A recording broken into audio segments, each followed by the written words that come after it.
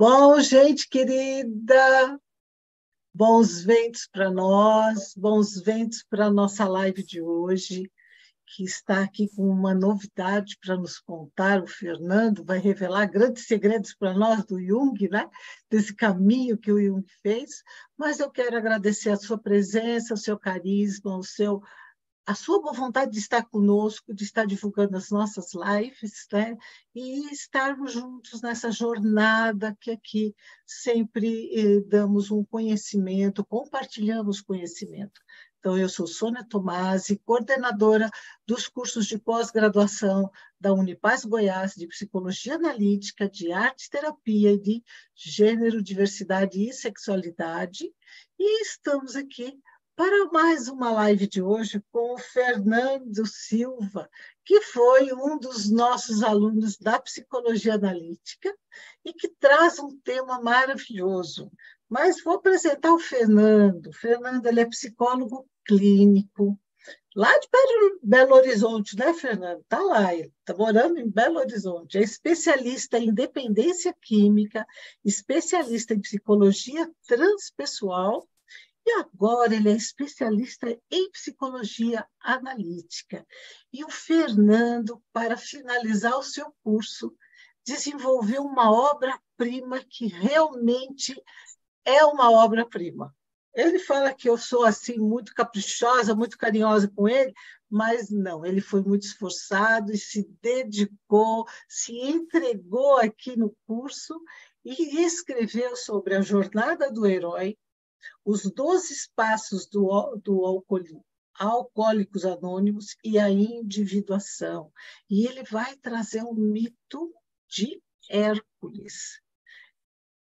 Este tema também foi publicado na revista Transdisciplinar, que é publicado pela Celeste Carneiro. Então, se você procurar, também na internet vai encontrar as revistas transdisciplinares publicadas pela Celeste Carneiro, com um artigo completinho do Fernando. Meu querido, gratidão por você estar aqui conosco e compartilhar o seu conhecimento, seu carisma e toda a sua generosidade de alma que você tem, que sempre esteve presente nas nossas aulas, com tanto carinho, com tanto cuidado, durante todo esse percurso. Boa noite, Sônia. Eu que agradeço pelo convite, né? Inesperado, tanta gente bacana que a gente tem acompanhado nos diálogos da Unipaz e, sinceramente, eu fiquei um pouco até apreensivo com esse convite, com essa oportunidade. E, para mim, é uma honra, né? Um privilégio poder fazer parte desse grupo, né? Da Unipaz. Eu tive conhecimento através da pós-graduação em Psicologia Transpessoal, né? Durante um módulo lá do curso de Psicologia Transpessoal no Instituto Renascer da Consciência, nós tivemos um módulo sobre individuação do Jung. Então, eu me interessei em fazer a especialização em Psicologia Analítica. Como não tinha turma formada aqui na Unipaz de Minas, e nem lá no Instituto, eu fiquei sabendo da Unipaz Goiás e, para mim, foi uma grata surpresa, né? Fazer parte desse grupo maravilhoso, essa turma maravilhosa, né? Apesar de ser online, a gente criou um laço, né, muito bonito entre os colegas, gente do mundo inteiro, lá do Amazonas, lá do Rio Grande do Sul. É uma coisa maravilhosa, é uma energia muito boa, muito positiva, né? E é um prazer poder estar compartilhando isso, né, com um número maior de pessoas que muito pouca gente sabe dessa conexão que o Jung teve, né, com essa questão do tratamento da dependência química. E, para mim, é uma honra estar aqui. Ai, gratidão. É realmente, cada turma que se forma aqui na Unipaz forma uma egrégora, um amor, mesmo não sendo presencial, mas a aula cria um amor, um interesse, né? Um companheirismo um pelo outro. E você colaborou demais conosco com as tuas perguntas, né? As tuas colocações, compartilhando o teu conhecimento. Então, enriqueceu também.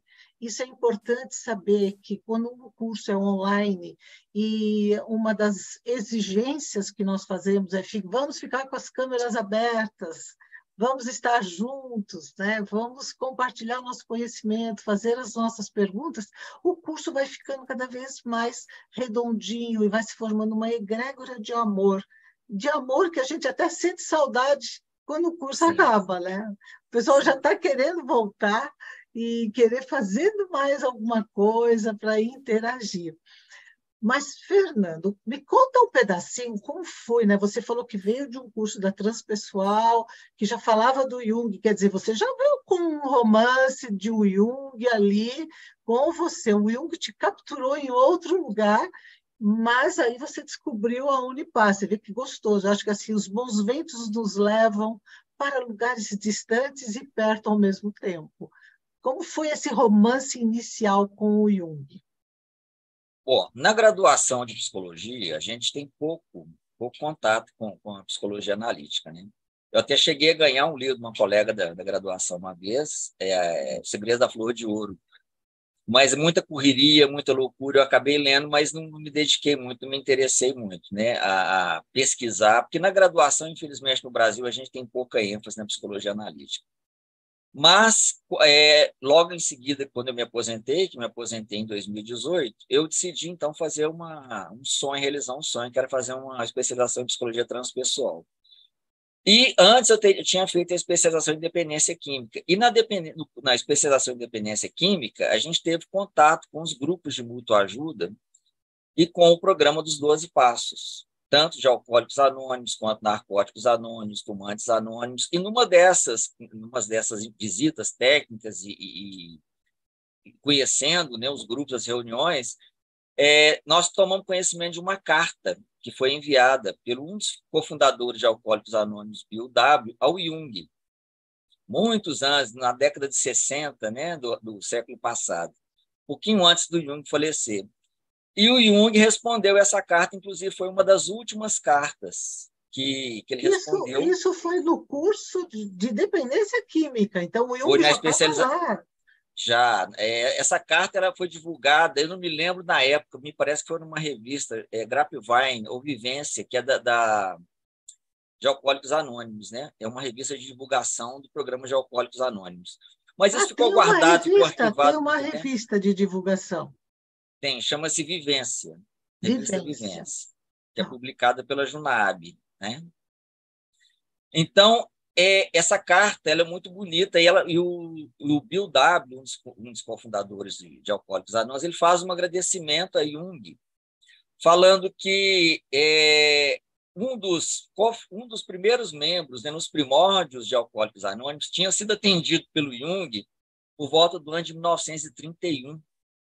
Olha, E o Jung, então, Mr. Holland, que é o nome desse senhor, né?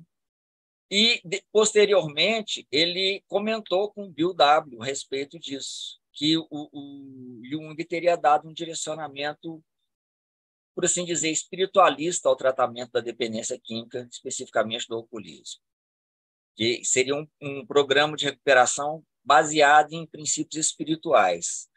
Apesar de que algumas pessoas defendem a tese de que os 12 passos são comportamentais, que o programa de Alcoólicos Anônimos seria mudanças de comportamento.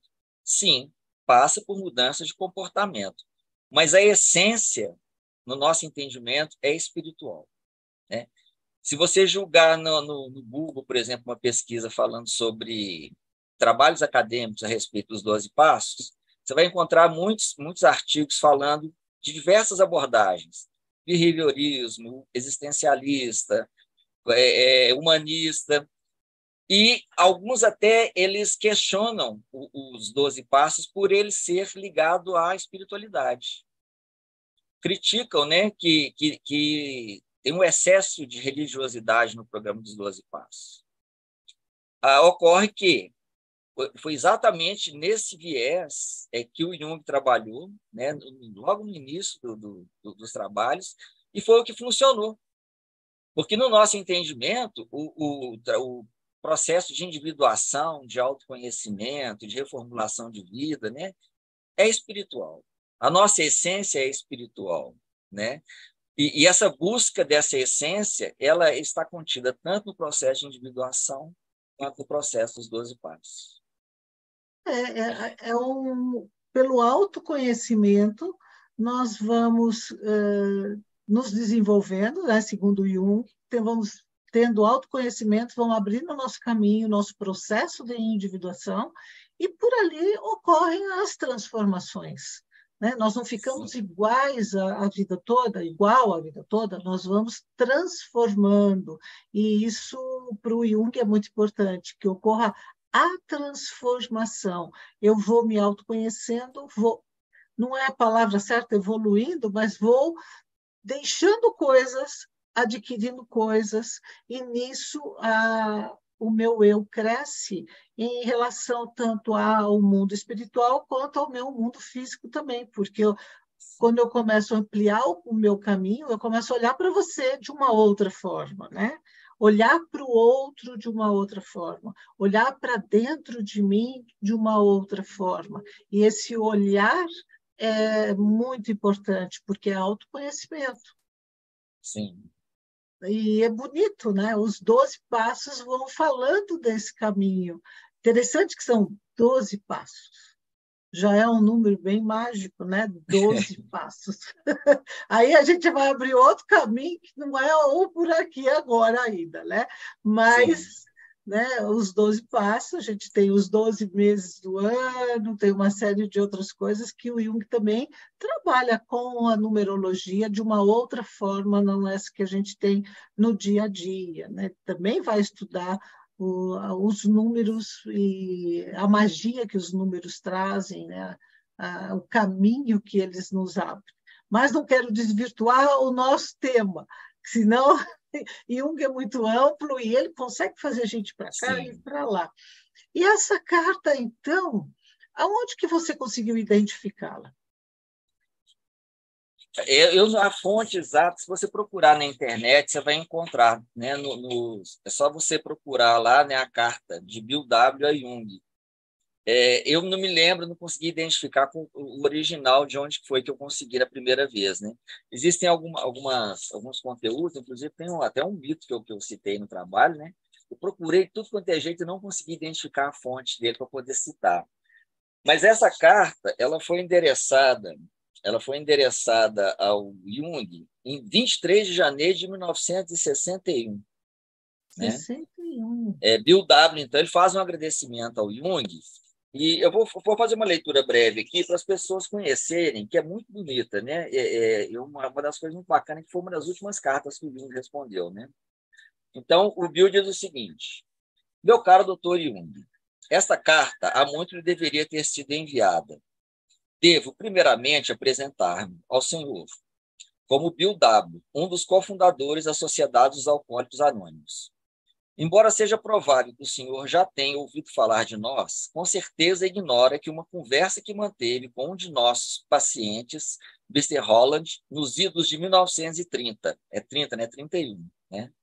Tornou-se uma das regras fundamentais da nossa sociedade. Embora Mr. Holland tenha nos deixado há muito, o registro da sua inesquecível experiência, enquanto sob os seus cuidados, passou definitivamente para a nossa história e é o que passo a relatar. Tendo Mr. Holland esgotado todos os recursos para tratar-se do alcoolismo, tornou-se, em 1931, seu paciente, permanecendo em tratamento, se não me engano, durante mais ou menos um ano. Após esse tempo, deixou-o cheio de confiança, com a mais irrestrita admiração pelo Senhor. Contudo, para sua enorme consternação, retornou ao velho hábito, convencido de que o Senhor era a sua tábua de salvação, voltou ao tratamento. O relato do diálogo entre ambos veio a tornar-se o primeiro elo de uma corrente de acontecimentos que terminaram por induzir a fundação de nossa sociedade. Quando ele lhe perguntou se, então, não haveria para ele alguma esperança, o Senhor lhe respondeu que poderia haver sim, e que essa seria a de tornar-se um sujeito de uma genuína experiência espiritual, de transformação autêntica. Tal experiência poderia motivá-lo mais do que outra qualquer, disse-lhe o Senhor, mas preveniu de que, conquanto tais experiências tivessem acontecido a alguns alcoólicos, elas eram comparativamente raras, e recomendou-lhe que se colocasse em uma atmosfera religiosa e que esperasse. Esta foi a sua substância do seu conselho. Muitos elementos do AA, estudiosos da sua obra, E o Senhor endereçou-lhe especialmente em sua direção, devido à sua convicção de que o homem é mais do que o intelecto, as emoções ou $2 de medicamentos. Os panfletos e outros materiais que lhe envio mostrar-lhe-ão o quanto a nossa sociedade vem crescendo, desenvolvendo seu espírito de unidade e como ela vem estruturando as suas bases. O Senhor gostará provavelmente de saber que, além da experiência espiritual, muitos AAs vêm ingressando em outras experiências psíquicas, com considerável força cumulativa. Outros membros, depois de recuperados nos AA, têm sido muitos ajudados pelos seus assistentes, e alguns são estudiosos do I Ching, que é uma coisa maravilhosa que o Jung, né, fez até o prefácio do livro do... Como é que é o nome dele? O Hillman. Não, Hillman. O Hillman. Então, E olha... do admirável prefácio que o senhor fez desse livro. Esteja certo de que, como ninguém mais, o Senhor ocupa destacada posição no afeto e na história da nossa sociedade. Muito grato ao Senhor. Viu, W? E o Jung respondeu logo em seguida, né, em 30 de janeiro de 61. Uma semana depois. Né? Caro senhor W, que eles usavam só as iniciais, né? A sua carta foi-me realmente bem-vinda. Não tive mais notícias de Roland H. e muitas vezes desejei conhecer o seu destino. O diálogo que mantivemos, ele e eu, é que ele muito fielmente lhe atribuiu, teve um aspecto de que ele mesmo desconheceu. A razão pela qual não pude dizer tudo que foi naquela época, aí tem a questão da espiritualidade, né? Porque em 31, o Jung já tinha produzido bastante da obra dele, mas ele ainda tinha um certo receio de tocar em determinados assuntos por conta daquela questão da mistificação, né? Muitas Sim, pessoas... ele não podia falar de religiosidade, né, de religião, como nós hoje temos essa liberdade de falar do plano espiritual, da espiritualidade, da Sim. religiosidade. Então, Jung, como um pesquisador cientista, não poderia estar misturando com a religião. Até pouco tempo isso fazia parte, né, do meio acadêmico. Hoje nós temos uma grande liberdade, mas ele Sim. continuou os estudos sobre isso, né? Isso que é bonito. Ele apresentava para o público a parte acadêmica necessária e empírica, mas ele continuou estudando a parte espiritual, né? E um é maravilhoso.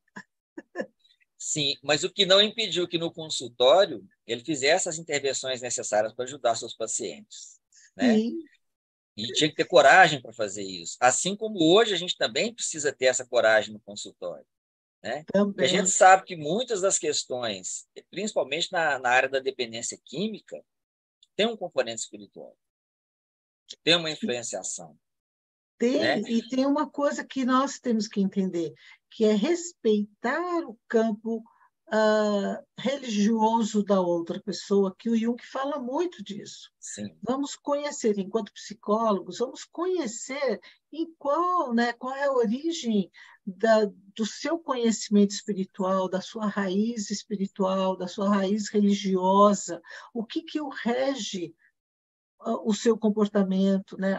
O seu jeito de estar no mundo, que naquela época não era para ser visto, porque caía no campo místico mesmo. Né? sim, Agora não, agora faz parte do nosso processo terapêutico.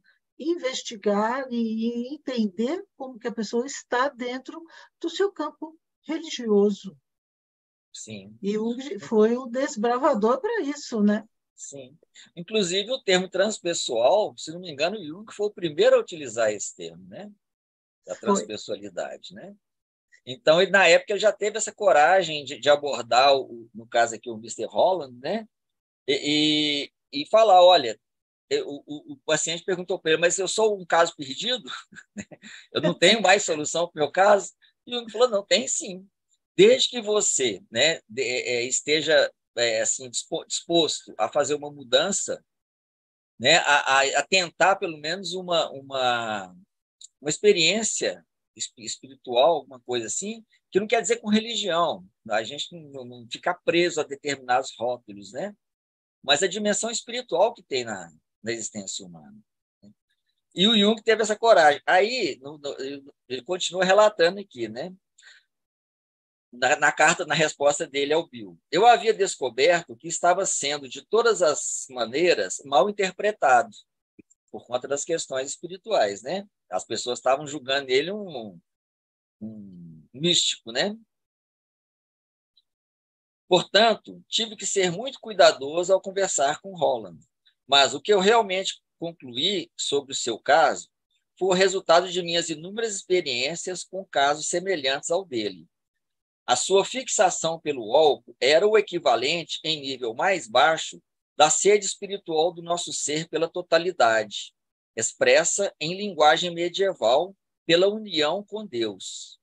Como poderia alguém expor tal pensamento sem ser mal interpretado em nossos dias? O único caminho correto e legítimo para tal experiência é que ela aconteça para você na realidade, e ela só pode acontecer se você procurar um caminho que o leve a uma compreensão mais alta. E você poderá ser conduzido a esta meta pela ação da graça, pela convivência pessoal e honesta com os amigos, ou através de uma educação mais alta da mente, para além dos limites do mero materialismo. Vi, pela sua carta, que Roland H. escolheu a segunda opção, e que, nas suas circunstâncias, era, sem dúvida, a melhor. Estou firmemente convencido de que o princípio do mal prevalece no mundo. O princípio do mal que conduz às necessidades espirituais, quando negadas à perdição, se ele não for contrabalançado por uma experiência religiosa ou pelas barreiras protetoras da comunidade humana. Um homem comum, desligado dos planos superiores, isolado de sua comunidade, não pode resistir aos poderes do mal, muito propriamente chamados, aí ele fala, né, de demônio. Mas o uso de tais palavras não nos leva a tais enganos. E temos que nos manter abstratos. Temos que nos manter afastados delas, tanto quanto possível. Eis as razões por que não pude dar a Roland H. plena e suficiente explicação. Estou arriscando-me a dar a você por ter concluído que a sua carta, decente e honesta, que você já adquiriu uma visão superior do problema do ocultismo, bem acima dos lugares comuns que, via de regra, se ouvem sobre ele. Aí ele faz uma observação interessante, né? Veja você, álcool, em latim, significa espírito. E você, no entanto, usa a mesma palavra tanto para designar a mais alta experiência religiosa, como para designar o mais depravador dos venenos. A receita, então, é espíritus contra espíritum. Agradecemos você novamente por sua amigável carta. Eu me reafirmo, seu sinceramente, Carl Gustav Jung. Carta datada de 30 de maio de 1961, está publicada aqui nas obras do Jung, obras completas, né, no volume 3, na página 315 desse volume.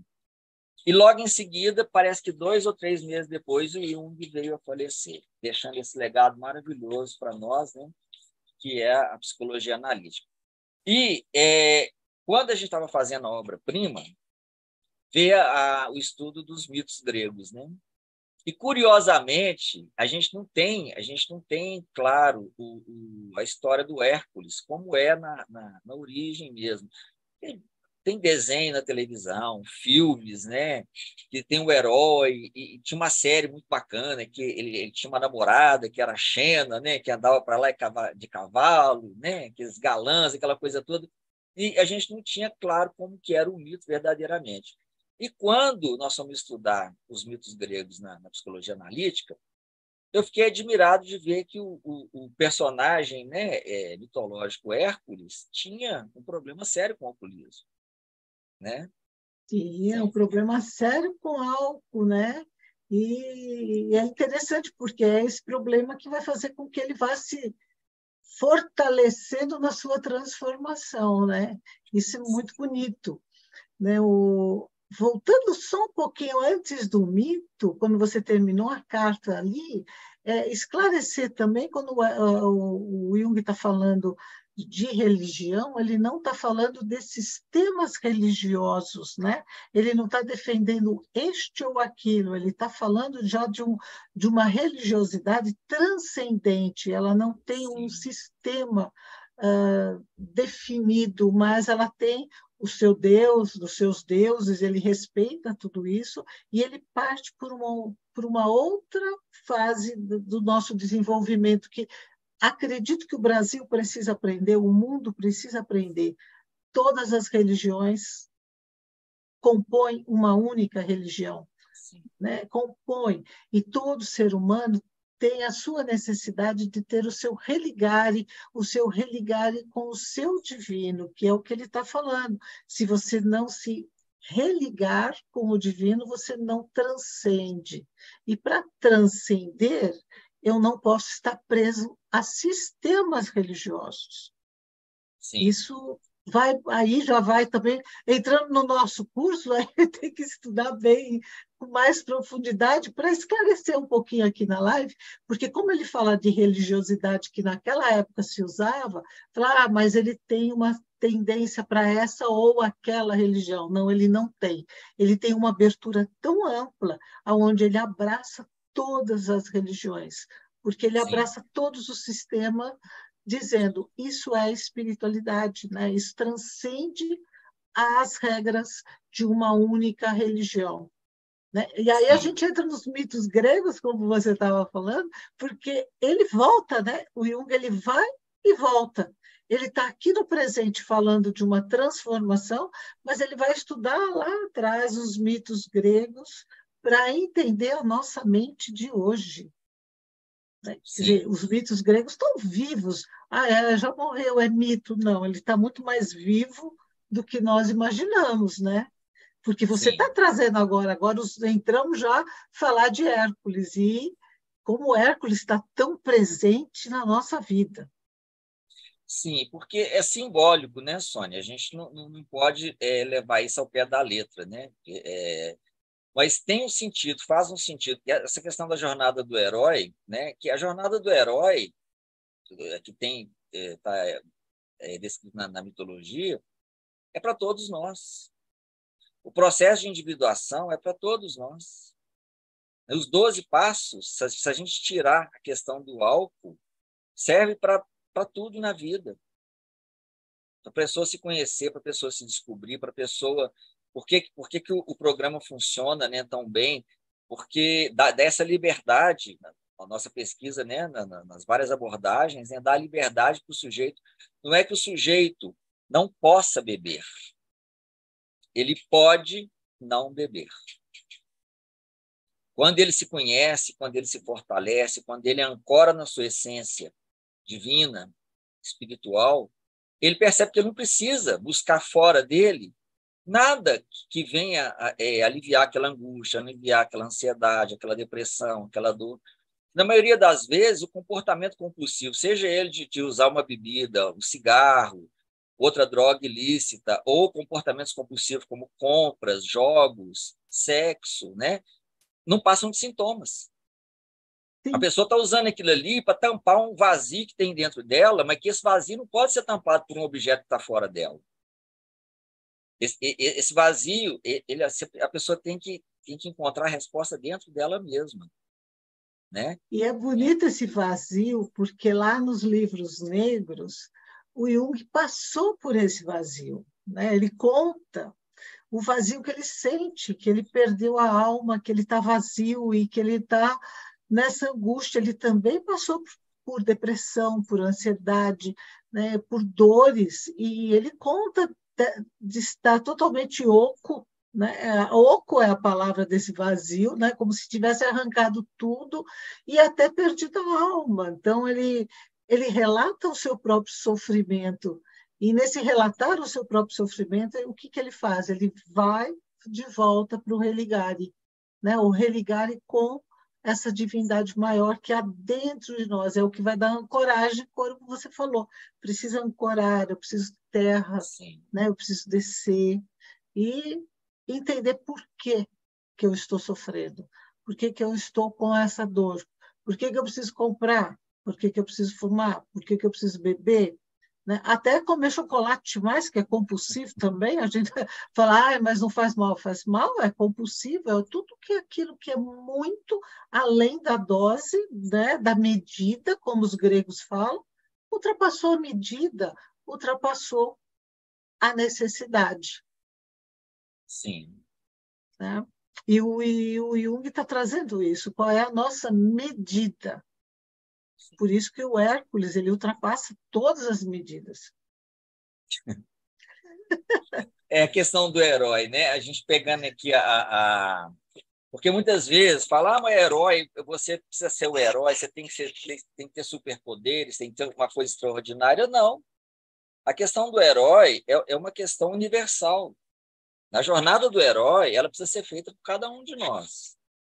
Ela não é privilégio de poucos, né? Inclusive tem aqui, eu deixei separado aqui uma colinha, né, do dicionário aqui de dicionário junguiano. Ele coloca aqui o seguinte, olha só, rapidinho aqui. A imagem da essência da excelência individual.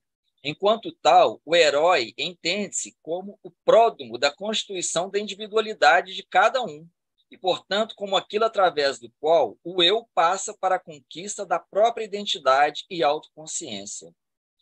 E é uma coisa universal, é uma coisa que precisa ser desenvolvida, não é por uma outra pessoa. Né? A jornada do herói, esse processo de autoconhecimento, ele é uma coisa necessária para a gente, né? Para a gente se individuar, para a gente se conhecer aqui. Para a individuação, né? Pegando aqui a continuação da definição, ele coloca o seguinte: não tem a característica da excepcionalidade, que fala o seguinte: a individuação tem a característica não do elitismo, no sentido de que faz respeito a cada homem e não tanto apenas a alguns homens. Na concepção junguiana, o processo de individuação assume mais precisamente a característica da lei excepcional, porque a lei psicológica concerne, de vez em quando, a pessoa única que é a sua depositária e portadora. Ou seja, é como se fosse uma lei do progresso, né? É o que nós viemos fazer aqui, né? Como falar Sim, assim, o que eu estou fazendo aqui? Por que eu estou aqui? Você está aqui para fazer o seu processo de individuação, né? Para ter essa evolução nesse campo energético que a gente está vivendo. sim, Não é ser diferente do outro, é isso que é bonito, é ser você, você mesmo, né? Então, o processo, até no Jung, ele fala que a individuação, como você falou, todos podem fazer, mas poucos têm a coragem de realizar. Porque sim, todos os dias você tem que levantar, acordar, não ter aqueles pensamentos que a gente tem, que é normal termos, saber lidar com esses pensamentos e ser centrado em você mesmo. E esse é um processo que a gente vai caminhando. Como é difícil ficar nesse eixo, não é? É um sim, eixo muito difícil. sim. Por isso que E, acho que não é para muita gente, não. A gente cai, mas a gente levanta, a gente cai, e aí vem o herói para ajudar. Aí é que entra o arquétipo do herói para falar: vamos lá, eu estou firme aqui com você, vamos junto. sim. E é interessante essa questão da coragem, né? Tem uma lenda indiana que tem a ver com autoconhecimento, que eu também não consegui identificar a fonte exata de onde que tem essa lenda, que está exatamente relacionada ao quarto passo de Alcoólicos Anônimos, que, né, que os 12 passos são propostas de reformulação de vida. Então, no quarto passo, o Bill coloca o seguinte: fizemos um minucioso e destemido inventário moral de nós mesmos. Quer dizer, você se olhar no espelho, olhar para dentro de você, encarar sua sombra. A coragem que Jung teve quando ele escreveu os livros negros, quando ele produziu as obras que estão no livro vermelho, né? Até de se expor, né? Muita gente critica ele por isso. Ah, mas ali ele expôs muita coisa muito íntima dele, porque ele mesmo temia estar perdendo a sanidade mental. Ele teve uma época que ele suspeitou que ele estava ficando maluco, né? Ele estava ficando louco, porque ele estava atravessando a noite escura da alma dele, né? Uhum. Todos nós, às vezes, temos esse momento de atravessar momentos de dificuldade, de depressão, de tristeza, de apatia, que faz parte do processo, né? Nós estamos aqui de passagem, mas não a passeio. Então, essa jornada nossa, essa jornada do herói, ela é composta por desafios, né? Então, nessa metáfora da lenda dos balaios, né? Uma lenda indiana, ela propõe o seguinte: é como se a humanidade andasse, caminhasse numa enorme fila indiana, um atrás do outro. E a gente vai aprendendo com o comportamento do outro, e ninguém nunca vai ser o primeiro, nem nunca vai ser o último a fazer nada aqui. Então, a cultura nossa se desenvolve assim, a gente vai aprendendo com as gerações anteriores e vai deixando legado para as gerações vindouras. E nessa fila indiana, a gente vai um atrás do outro e a gente traz para a gente dois balaios, um pendurado aqui na frente e o outro pendurado nas costas. E no balaio da frente, a gente coloca as nossas virtudes, as nossas qualidades, aquelas coisas das quais a gente se orgulha. Olha como é que eu sou trabalhador, olha como é que eu sou honesto, olha como é que eu sou sincero, olha como é que eu sou isso, olha como é que eu sou aquilo. E no balaio de trás, a gente esconde as nossas imperfeições, aquelas coisas das quais a gente não se orgulha, a gente se envergonha. Então, olha como é que eu sou orgulhoso, olha como é que eu sou rancoroso, olha como é que eu sou vingativo, né? E esquece que, como eu estou numa fila indiana, quem está diante de mim não está vendo as minhas virtudes, mas, em compensação, quem vem atrás está vendo a minha sombra. Então, qual que é a proposta do quarto passo? Inverter a posição desses balaios, para que eu possa me defrontar com as minhas imperfeições. Olhar É, para a é olhar sombra, a né? sombra, né? Falamos junto. Encarar a sombra. E tem que ter Isso. coragem para fazer isso. É por Nossa, isso que você falou, né? O processo ele é necessário e é aberto a todos, mas nem todos têm essa coragem de enfrentar, de admitir que tem aquelas questões, porque nosso orgulho não deixa. É esse enfrentar as nossas próprias imperfeições, esse olhar para dentro, esse mergulho, né? Na nossa própria individualidade, na nossa essência, às vezes dá medo. Mas aí o que eu preciso fazer? Não tem como eu resolver tudo, eu mudar tudo uma vez. Eu preciso escolher o que realmente está me fazendo sofrer, está me causando algum tipo de adoecimento, e trabalhar aquilo ali. E transformar essa energia, porque tudo é energia. Não tem como eu tirar aquele defeito e jogar fora. O que eu preciso fazer? Transformar, tudo está ali, transmutá-lo, né? né? Tudo está formando o que o Jung chamou de complexos, né? E está com uma energia psíquica concentrada naqueles nozinhos que eu falo, que são os complexos, e não desata, né? E a pessoa, nós, vamos pensar assim, nós somos tão orgulhosos que não admitimos que temos inveja, raiva, rancor, mágoa, mas é só prender o dedo na gaveta, né? Chutar o pé da cama quando levanta, que a raiva vem, né? Aquela manifestação aparece no trânsito, como que nós vamos lidar com um trânsito muito intenso, ou com um colega que também não está muito bem naquele dia. Olhar para essas emoções que nós colocamos no balaio de trás, né? Nós não queremos, né? Só o outro que tem. O Sim, outro tem, o outro tem. Então a gente coloca no balaio de trás. E aqui na frente a gente anda com a persona. E a persona sempre está bonita, arrumada, ela vai, né? Ela vai para qualquer lugar, ela é adequada para nos relacionarmos no dia a dia, nas nossas, em tudo. A persona ela é adequada, ela só não pode ficar rígida, né? Ficar tensa, opaca e não descolar mais, dando espaço para a sombra passar. E eu gosto muito desse ponto que você trouxe, porque realmente o joguinho da persona e sombra que o Jung traz, né? A dupla, né? A polaridade. e que faz parte do ser humano.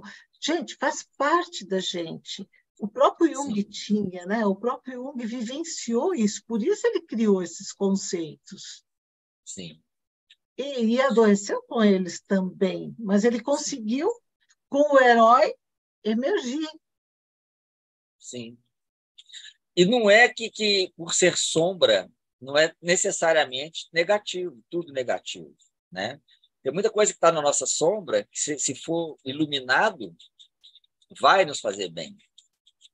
Tem muitas virtudes, muitas qualidades, muitas potencialidades que a gente desconhece que tem. Com o passar Sim, do você tempo, sabe é que que vai descobrir. a própria raiva, ela é boa. Ela é má e ela é boa. Quando a gente assiste aquela animação divertidamente, a raiva está lá, né? Aquele vermelhinho está lá o tempo todo, atrapalhando o tempo todo. Mas no final, eu preciso de um impulso da raiva, que é queimar o vidro, para passar a alegria e a tristeza entrarem. Então, às vezes, o impulso da raiva, ele me leva a outro lugar, a um outro momento. Eu tenho que saber lidar com ela. E é Sim, aí que vem o processo terapêutico. O processo terapêutico está para nos ajudar a essa transformação, a essa renovação do sentir as emoções, né? O sim, viver essas emoções de forma diferente, porque nós não vamos nos livrar delas nunca, mas vamos trabalhar com elas a nosso favor. sim. E aí é o que eu acho que eu quero voltar para o Hércules. Eu estou Não, aqui agora você voltou, você já voltou para ele, né? Porque é já. exatamente a primeira tarefa do Hércules, né? Foi Isso. controlar a sua raiva, não é? Aí que vem a questão do processo, né? As 12 tarefas, que coincidentemente, né, ou não, com os 12 passos, com o 12 cabalístico, né, que a gente tem por aí, e tem muito simbolismo.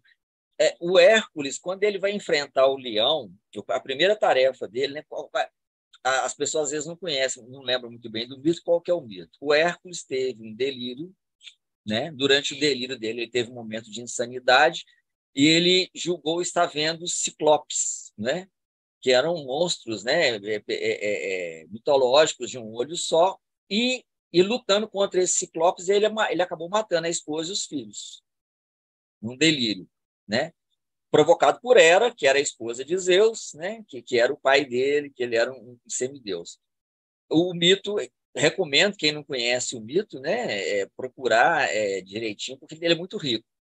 Mas, isso simbolicamente falando, porque ele teve um delírio, ele perdeu a sanidade mental devido aos abusos que ele tinha, aos excessos que ele tinha, não só de bebida, que ele tinha uma tendência aos excessos de comida e bebida. E sempre que ele se excedia, ele dava problema. Né? Ele chegou a matar um próprio amigo, né? Matou a esposa, isso no mito, né, gente? Matou a esposa, matou os filhos. E quando ele caiu a real, que ele se arrependeu amargamente pelo que ele tinha feito, né? Ele procurou ajuda aos deuses, então, que é uma da questão da jornada do herói, né? Ele vai procurar ajuda, que no caso dos 12 passos é o segundo passo, né? Então, uma relação. Viemos acreditar em um poder superior a nós mesmos, que esse poder superior poderá nos devolver a sanidade. Aí ele vai procurar, então, o oráculo de Delfos. No oráculo de Delfos é que ele tem a orientação dos deuses, segundo o mito.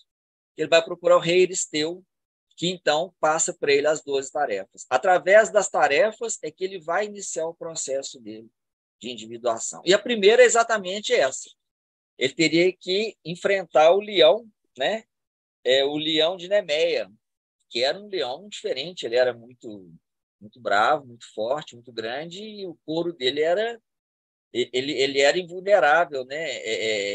O couro dele de uma arma, né? Chegava, conseguia transpor o couro do leão. E nesse caso aqui, simbolicamente, domar o leão é interessante que até hoje tem um golpe, né, nas artes marciais que chama mata-leão, né? Quando Mata-leão. você dá uma gravata, né, que é um golpe, né, das artes marciais, chama mata-leão. talvez seja até por isso, né? A questão do Hércules, né? Como ele E não podia... no dia a dia, nós também falamos, matar um leão por dia, não? Quer dizer, não Sim, tenho que vencer aquele leão daquele dia, quer dizer, aquela dificuldade daquele dia. Quer dizer, nós sim. continuamos com a tradição de matar simbolicamente o leão. Mas, simbolicamente falando, matar o leão significa tornar-se consciente da própria força e aprender a usá-la com sabedoria, né? Segundo as suas palavras no livro, né, dos mitos. Conhecer a própria força, reconhecer sua força, suas fraquezas e aprender a usá-la, né? Com sabedoria. Tanto que no processo no primeiro passo aqui da transformação do Hércules foi exatamente isso: conhecer e domar a sua própria força, né? Em outras tarefas, ele vai utilizar do raciocínio, da inteligência. Tem uma tarefa lá, que eu se não me engano, é a sétima tarefa de limpar os estábulos, né? Mais para frente. A princípio, você pensa assim, nossa, que tarefa humilhante, né? Ele vai ter que limpar os estábulos que nunca foram limpos. Então, imagina uma cavalaria inteira, né, que nunca foi limpo um estábulo. Você vai obrigar o Hércules a limpar aquilo. E que coisa humilhante, que coisa degradante. Nosso orgulho fala tanto isso, né? O que ele faz? Ele vai lá, simbolicamente falando, desvia o curso do rio, faz com que o rio passe por dentro dos estábulos, consegue executar a tarefa dele e ainda irriga e fertiliza toda a região. Quer dizer, além dele cumprir a tarefa dele, ele ainda teve uma utilidade ainda para aquilo ali que vai beneficiar um monte de pessoas. Você vê, é isso que acontece também no processo terapêutico, né? Sim, A pessoa vem, tem que domar a sua raiva, entrar em contato com a sua sombra, ir passando pelos passos de reconhecimento, e chega um momento que realmente a gente tem que limpar, jogar fora, né? sim, Um monte de coisa que a gente foi juntando durante toda a nossa vida. É o estábulo, né? A gente acaba se tornando o próprio estábulo de juntar coisas da vida que são inúteis. Então, vamos agora limpar tudo. E depois de limpo, fica tudo fértil. Quer dizer, as relações ficam férteis. Tem sim. novos momentos, né? Novos momentos de amor, de aventuras, de estar no mundo. Eu vejo dessa forma. O Hércules limpou e aquilo que ficou limpo começou a fertilizar são as novas relações. Sim, A nova relação dele com o mundo, né? sim. É interessante que esse processo da individuação, da reformulação de vida que é proposta nos 12 passos, da reforma íntima que é proposta, né, na espiritualidade, passa por isso. Além da gente se beneficiar no processo, a gente transmite ao outro, compartilha com o outro, divide com o outro, assume a nossa parcela de responsabilidade no processo da cocriação, né? Que nós temos essa parcela de responsabilidade. Não é viver só para a gente tem um compromisso com o universo, né? De retribuir, de gratidão, como dizia Jesus, né? Dá de graça aquilo que de graça recebeste, né? Então, tem toda essa parcela. No processo dos 12 passos acontece a mesma coisa, né? A pessoa, através de uma reformulação de vida, ela vai conseguir superar as suas dificuldades, vai enfrentar a sua sombra, julgar a luz na sua que o Bill chama de defeitos de caráter, né? Vai ampliar a sua consciência e, a partir desse despertar espiritual, que é colocado lá nos 12 passos, ele vai, então, transmitir a mensagem àquele que ainda sofre. Então, ele Que é, transcende a si mesmo, né? sim, a Aí que o Jung transcendência. começa a usar a palavra do transcender, que é transpessoal, que deu continuidade, quer dizer, transcender a si mesmo. Eu Sim, era de um jeito, passei pelos conflitos, lidei com esses conflitos, porque não é só se livrar deles, é lidar com eles com sabedoria, com amor, né? E transformar. E o transformar eu transcendo, eu saio daquele lugar e vou para um outro lugar. E é muito bonito ver o herói fazendo isso, porque ele nos ensina que eu posso sair de um lugar e ir para outro, eu posso ser outra pessoa, porque as pessoas geralmente falam, ah, não dá para mudar, é muito difícil, muito difícil. Não, olha, eu acho que quando nós queremos mudar, é enfrentar a jornada, é enfrentar os 12 passos, é enfrentar a caminhada do herói, porque fazer os 12 passos, só o herói, o arquétipo do herói para nos ajudar. Então, ali nós vamos junto, nós nunca estamos sozinhos nessa caminhada. Sim. Inclusive, faz parte do processo, a gente precisa de aliados, né? E no programa de recuperação também é a mesma coisa. É uma coisa que só você pode fazer, mas você não pode fazer só. Na carta do Jung lá, que ele fala com o Bill, ele fala sobre isso, né, com o Mister Holland lá. As oportunidades que ele teria seria essa, ele voltar a se olhar para si mesmo e com os outros seres humanos, né? Isso está proposto nos 12 passos também. Depois que você faz o inventário moral, o quarto passo, no quinto passo você vai compartilhar isso com uma pessoa de confiança, né? No caso do mito do herói, você tem lá os auxílios sobrenaturais, as armas mágicas, né? O mentor, o encontro com o mentor, me parece que é na segunda fase da jornada do herói, né? E se você for todas as histórias, você vai ver essas características, né? Tem isso em comum. Você tem auxílios mágicos, você sempre, né? A Lucilena Galvão fala nas lives dela na Nova Acrópole sobre isso, né? O herói está caminhando, de repente ele ajuda um passarinho que estava com fome, e aquele passarinho mais tarde vem, né, que vai ajudá-lo, vai atendê-lo numa necessidade, numa urgência. É uma coisa mágica, que a gente sabe que é mágica, mas simbolicamente falando. E tem, né? A gente olhar que é o encontro com o outro que nos faz transformar, que nos faz ter uma boa ação, que faz com que paremos aquele caminho para auxiliar o passarinho.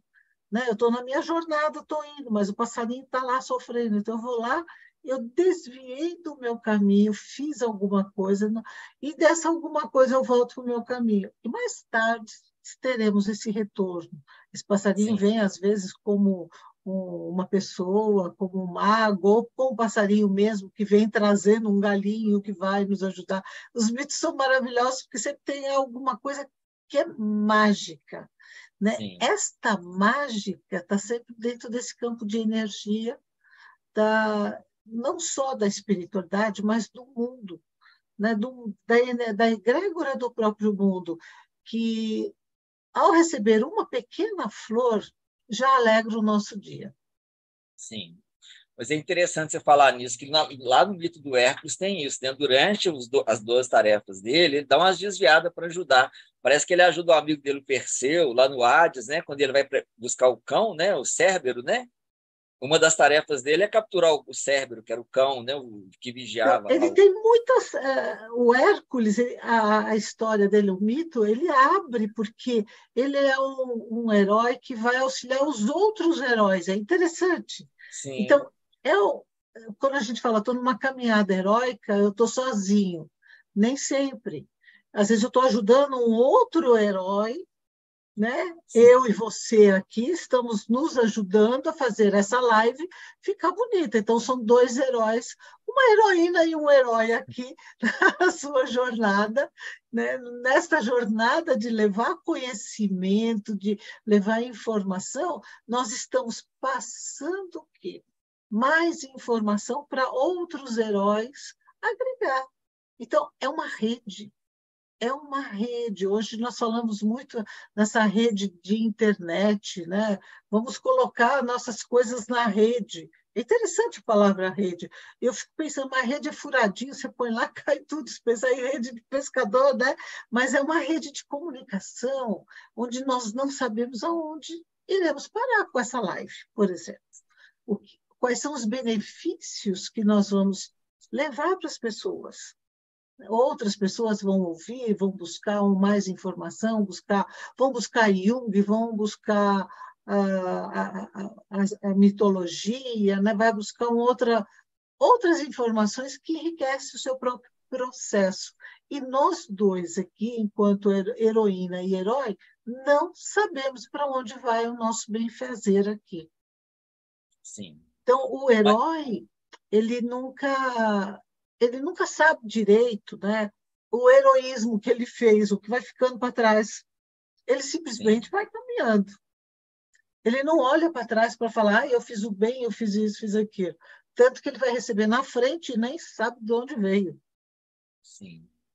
Mas é importante isso, porque é aquela questão a gente assumir a nossa parcela na cocriação. Porque a gente sabe que o planeta está passando por uma fase delicada. As coisas estão mudando. E é necessário que a gente desperte, né? Nós ainda estamos um pouco adormecidos. Faz parte do papel de cada um de nós compartilhar isso. Tem uma história muito bonita do Bill, num dos livros da literatura, o livro chama Levar Adiante. Né? E teve uma época lá que ele estava correndo nos Estados Unidos, anonimamente, colocou a esposa dele num sidecar, que é uma coisinha coloca do lado da motocicleta, né, e saiu pelo país. E chegou num grupo, numa cidadezinha lá, recém-fundada, interior, sem se identificar. E aí um recém-chegado chegou para ele, maravilhado, tinha poucos dias que estava sóbrio, que ele estava encantado, que o tal do Bill W era um gênio, que o cara era um santo, que o cara era o herói, que o cara era aquilo, que o cara era tudo. Ele ficou caladinho, não se identificou, só perguntou para o moço assim, você está gostando do programa? Ele falou, estou, então passa adiante. Divide, compartilha, né? A sobriedade é como uma fonte que você encontra de uma água cristalina, que quanto mais você tira e distribui, mais ela brota. Mas Né? brota. Quanto mais você divide isso, essa coisa, mais você recebe. Né? É uma coisa mágica, é uma coisa maravilhosa. E é compromisso nosso, porque não adianta. O conhecimento, ele desperta a gente, mas só a vivência liberta. Não adianta estudar, estudar, estudar e não praticar, não aplicar. E aplicar como? Só no consultório? Não, aplicar na nossa vida, no nosso dia a dia, É aí que né? está a No nosso beleza, né? Da gente comportamento. conseguir se transformar para auxiliar o outro. Aí o Jung fala também, se você só pode conduzir o outro até onde você foi. Se você só fica um acúmulo de teorias, não vai transcender, não vai ter um caminho, mas ele vai ser mais curto do Sim, que aquele que vai dividindo, compartilhando e vivenciando novas experiências, se colocando em novos conflitos. Porque todo mundo sim, fala, mas os heróis viveram, foram felizes. Não, tem uns aí que ficaram, né? Morreram pelo caminho, porque não conseguiu cumprir a tarefa. O Hércules foi até o fim na sua tarefa. Então, sim, por isso é importante seguir os 12 passos, né? As 12 experiências do Hércules também, e ver como que eu posso lidar com isso no meu dia a dia, com coisas muito simples. Não preciso ter grandes sofisticações para isso, grandes conflitos, no dia a dia. Ó, eu sim. vou dar um exemplo aqui, Fernando. Só de não falar mal da vida dos outros no dia a dia já é um grande passo, não é? Nós gostamos muito de fazer críticas no dia a dia. E Sim. dá uma paradinha, né? Vamos dar uma paradinha e falar assim, pô, esse aqui é meu primeiro passo. Fecha a boca, fecha a boca. Não vou falar, vamos buscar. Nossa, é uma transformação. É uma coisa que parece fácil, mas a nossa educação nos leva aos processos de criticar o outro em vez de elogiar. Sim. Nós distribuímos muito mais críticas do que elogios. E quando elogiamos, o outro fica desconfiado. É interessante, né? Observar que nem para receber o elogio a gente está pronto ainda. É, Né? sim. Vamos lá, Fernando, o que mais você tem para contar para nós? Essa questão da espiritualidade, né? Que no final das contas, é muito tempo nosso aqui, né, Sônia? Só os 12 Passos é um livro. A obra do Jung é imensa. A individuação, se a gente fosse falar da individuação, nós ia ficar aqui a noite toda, né? O mito de Hércules também, as 12 tarefas dele é um livro também. Né? Então, o tempo é muito curto, né? A gente sintetizando tudo, a essência é exatamente essa, a buscar, né, esse autoconhecimento, essa caminhada, essa jornada que é inerente a todos nós, não é privilégio de ninguém, né? A gente está aqui exatamente para isso, né, nessa jornada, para aprender, para poder compartilhar, para poder dividir com as pessoas e, no final, transcender, porque a nossa essência, assim como no mito do Hércules, né? Depois que ele finaliza as tarefas dele, finalmente, então, ele vai viver, por assim dizer, a vida espiritual dele, né? No caso, no mito, ele vai para o Olimpo, né? Que é o monte, né? Lá onde ficam os deuses, né? A sede dos deuses lá. No nosso caso, seria o retorno à nossa verdadeira vida, à nossa essência, mas com aquela missão cumprida, né? Com a jornada cumprida. Porque talvez não dê tempo, né? Uma vida só seja pouco, né? Para a gente poder fazer tudo isso, a gente conseguir esse Parte, autoconhecimento. acho Mas que aí é já. uma parte, né? A gente consegue cumprir. Vamos acreditar que nós também vamos para o Olimpo, vai, porque o Olimpo é realmente a conclusão dessa individuação, né? É uma Sim, conclusão da sua vida cumprida, né? De você ter feito todas as suas tarefas. Ele fez todas as tarefas. Então, ele sim, merece ir para o Olimpo mesmo, que na nossa mitologia cristã é morar com o pai, né? Sentado do seu lado direito. Então, ele volta para Zeus e vai sim. morar com o pai. Então, esse retorno de tarefa cumprida. Tá, eu sei, uma vida só é pouco. É pouco. Mas se a gente for Ele vai pegar os precisar de ensinamentos, muitas né? outras. Mas olha para você ver como é que são as coisas, né? O processo de individuação, esse olhar para dentro, essa coisa toda de se conhecer e tudo mais, né? E o nosso mestre, o maior mestre que já passou na história, o nosso mestre Jesus, o que ele nos diz? O reino dos céus está dentro de vós, né? É essa conquista da paz interior, essa conquista né, aprender a amar o próximo, aprender a se amar, se respeitar, né? Tanto é que é interessante, às vezes a gente fala as coisas mecanicamente, não presta atenção, né? Quando Jesus nos trouxe a oração dominical, o Pai Nosso, o que ele fala? Venha a nós o vosso reino. Ele não fala que eu vá ter o reino. Ele fala, venha a nós o vosso reino. E ele falava, o reino do céu está dentro de vós. Então, esse processo de autoconhecimento, de olhar para dentro, né, de aperfeiçoamento, faz parte do nosso projeto. Não É, é? e saber que é uma vontade divina, é uma vontade do coletivo, do ser humano, Sim, e que todos têm o direito e têm o dever de fazer a tarefa sim, e fazer a jornada. Agora, se você vai tropeçando, caindo, rolando e gemendo pelo caminho, a escolha é sua. Se você vai tropeçando, levantando e falando eu consigo e eu vou, a escolha é sua. De qualquer forma, nós vamos indo, sim, caminhando na jornada, né? Vamos caminhando. A jornada, quem faz é o caminhante. sim, Como você caminha, se você quer caminhar com o sapato bem apertado, a escolha é sua. Se quer caminhar com um sapato mais confortável, a escolha é sua. O que eu estou falando? Não é de estar bem, é de, mesmo que o caminho é longo, tenha seus tropeços, a escolha de viver esses tropeços com alegria, com amor, com choro, com tristeza, faz parte do ser humano.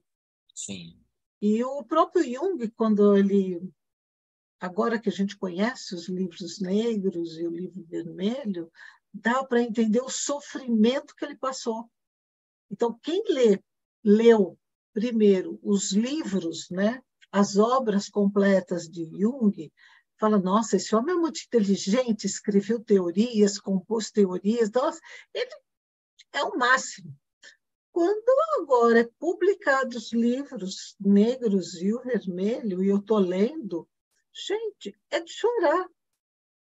Ele escreve ali toda a sua dor, todo o seu desespero, toda a sua angústia, por ser rejeitado, por não ser compreendido, por se sentir vazio, como nós falamos, por sentir que a alma o abandonou, né? Então tem uma frase: minha alma, onde estás?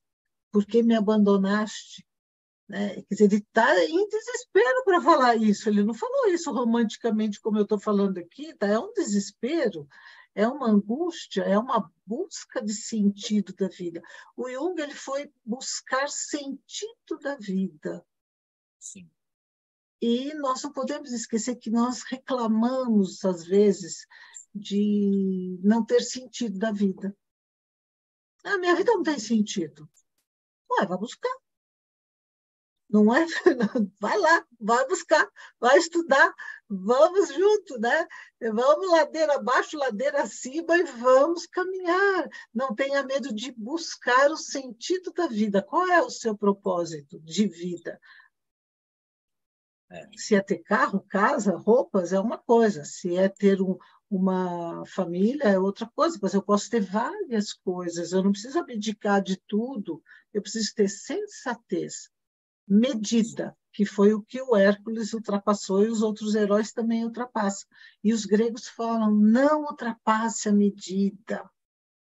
Você tem que andar na medida, a medida certa para ter um bom equilíbrio. Mas a gente escorrega daqui, escorrega de lá, mas vamos voltar para o centro, voltar para o equilíbrio. Sim. Inclusive, dizem que lá no portal de Delfos, né, onde o Hércules foi procurar orientação, tem uma frase que estava escrita lá, que ficou famosa por conta do Sócrates, né, que não foi criação dele. Conhece-te a ti mesmo. Né? E ficou famosa, e todo mundo atribui ela ao Sócrates, não é dele, estava lá inscrita no portal de Delfos, que tem, do lado dela tinha uma outra lá que não ficou tão famosa, que diz o seguinte: nada em excesso. Esse lado do excesso, o povo esqueceu. Deixa para lá, porque esse negócio de excesso, deixa para lá, né? Mas, olha, conhece a ti mesmo e conhecerá os deuses que te habitam, né? Então, aí já Sim. vem essa questão de que, aí pensando na mitologia grega, se você vai lidar com Apolo ou com Ares. Ares é o deus da guerra, Apolo é o deus da beleza, do amor, né? E qual é o deus que me habita? São todos. Mas como eu lido com eles? Porque não é assim, um lá, outro aqui. Todos estão dentro de nós. Sim. Como eu vou lidar com eles? Sim. Olha, Fernanda, tem muita coisa para a gente falar. Sim. Mas Tecendo só uma aqui. sugestão final, né, que eu dou: assistam O Valor da Vida. Nós estamos no mês de setembro, finalizando agora, né, o mês de prevenção, Setembro Amarelo, prevenção de suicídios, né? E às vezes o suicídio ele não é uma coisa muito rápida, muito radical, não. Perder a vida não é só morrer, não. Às vezes o suicídio se dá de forma lenta e gradual. E, infelizmente, a drogadição é uma delas. É uma forma de suicídio lento, gradual, que tem um preço muito alto, né? Então, tem um livro que conta a história, um livro não, perdão, um filme, que conta a história, né, do ar, chamou O Valor da Vida. Ele, se não me engano, ele está disponível no YouTube. E tem um outro também, chama Às vezes Só o Amor Não Basta, que é a história da Luz, a esposa do Bill, que fundou também uma outra irmandade, que chama Alanon, que é para os dependentes, para os familiares de dependentes de alcoólatras ou alcoolistas, né? E tem vários programas: Amor Exigente para as famílias dos dependentes químicos, né? Alanon para familiares de alcoólatras, Alatim para filhos de alcoólatras. Que existe uma saída, existe uma rede muito grande de suporte que as pessoas às vezes não conhecem, né? E o objetivo nosso maior aqui é esse: é de divulgar, que as pessoas tenham acesso a esse tipo de informação, a esse tipo de apoio. Infelizmente, hoje em dia, a questão da dependência química está muito forte e as famílias estão sofrendo muito. É um sofrimento terrível. Eu atendo pais, mães, jovens, né, com questões de dependência química. É um flagelo na sociedade. Tem muito É, menino, muita é o gente boa. momento que Hércules matou a mãe, a esposa e os filhos. O dependente químico faz isso, né? Ele mata. Apesar de Sim, continuarem vivos, ele está matando uma família, ele está destruindo essa família. Então, não é sim, somente ele. Então, é um pedido também, um socorro para as famílias. As famílias precisam de apoio, sim, precisam de carinho, de orientação. Nossa, sim, muita orientação, porque não sabe o que fazer. Então, eu acho que vão buscar auxílios nesses lugares. Quem estiver ouvindo, ofereça para essas pessoas um lugar sim. de Hoje em dia apoio. está tão fácil, né? Você entra na internet, você joga lá Alcoólicos Anônimos ou Narcóticos Anônimos, né? Vai aparecer lá, né, perto da sua residência, deve ter um grupo, procura ajuda, né? Procura, e buscar ajuda não é ter vergonha, é buscar ajuda mesmo, porque tem os Sim, grupos para nos ajudar, né? Os sim, apoios que a gente fala, um apoio emocional, um apoio de acolhimento, um apoio que a gente precisa encontrar um ombro amigo, mas que um ombro que sustenta e que orienta. Não sim. é só de amizade, né? Mas é além da amizade. Esse teu trabalho é maravilhoso, está de parabéns. Não é só pela obra-prima, mas o que resultou em obra-prima. Que você fez o trabalho aqui na nossa Unipaz, mas toda essa sua trajetória de vida, que você traz essa experiência, essa docilidade e esse amor que você tem pelo ser humano. Que dá para ver no teu rostinho, isso não está, né? Está estampadinho, né? Amor pelo outro. E quando a gente tem amor pelo outro, é porque tem amor próprio. Primeiro eu tenho que me amar, gostar de mim, quem eu sou, e aí eu amo o outro com uma intensidade, e é isso que eu vejo em você.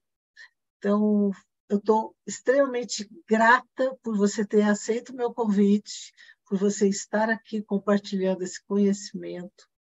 E uma gratidão imensa também de ter te conhecido nesse período todo que passamos juntos e, e que vamos continuar juntos, porque nada é por Sim. acaso, tudo continua junto, alimentando essa rede de amor, de paz e de harmonia que a gente prega muito aqui na Unipaz.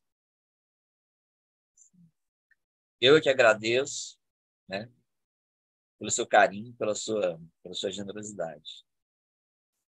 Então, gente querida, nós vamos encerrar. Procurem o Fernando. Aqui na Unipaz a gente pode passar o contato dele depois, né? Quem precisar de mais informações, quem quiser ler o trabalho dele, busque a revista Transdisciplinar, publicado pela Celeste Carneiro, lá da Bahia. Se não encontrar, pode também entrar em contato conosco, eu passo todos os dados para vocês, mas é uma coisa para ser multiplicada, né? Compartilhada, tudo com muito carinho. Gratidão pela sua presença aqui, de nos ouvir mais uma live e multiplique essa live. Gratidão. Ela é muito importante para nós, né? Gratidão, gente. Gratidão, Fernando. Beijos coloridos para todo mundo, né? Beijo, beijo.